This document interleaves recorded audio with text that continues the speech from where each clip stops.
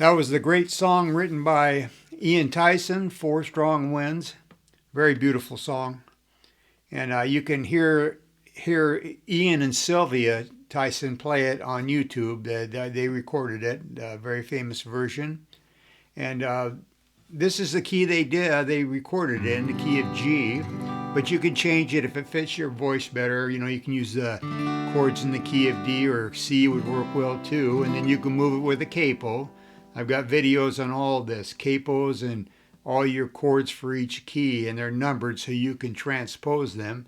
In fact, what I'll do with this folder, I'll put the transposing chords in there for you so you can change it if you need to. But you can learn it in this key and then transpose it to any key you want. And the way they do the intro is they do the second half of the chorus, but the verse and the chorus, they have the same chords.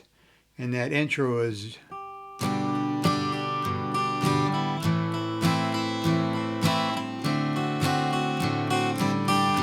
they go to the C, E minor,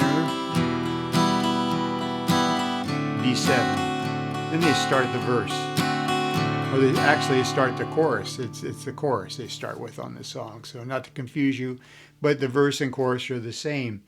And what they do at the end of the song is they end it on the 5 chord, which is something they did a lot in music, just for an effect.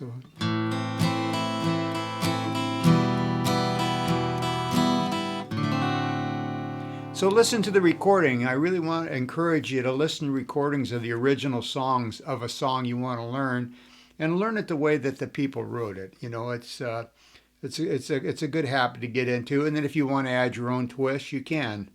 But very beautiful song, and the strumming pattern is down, up, down, up, down, up, down, up.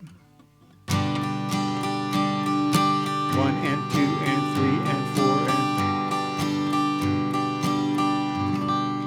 Okay, so you'll have the chord chart in there, and it'll just say 4 Strong Winds, and you can grab that out of my Ko-fi shop. It's a free shop. You can get all these lessons I'm teaching, and you can get those chords in each key if you need to learn the chords in each key, and again the capo positions. So have some fun with this one, and we'll see you on the next video.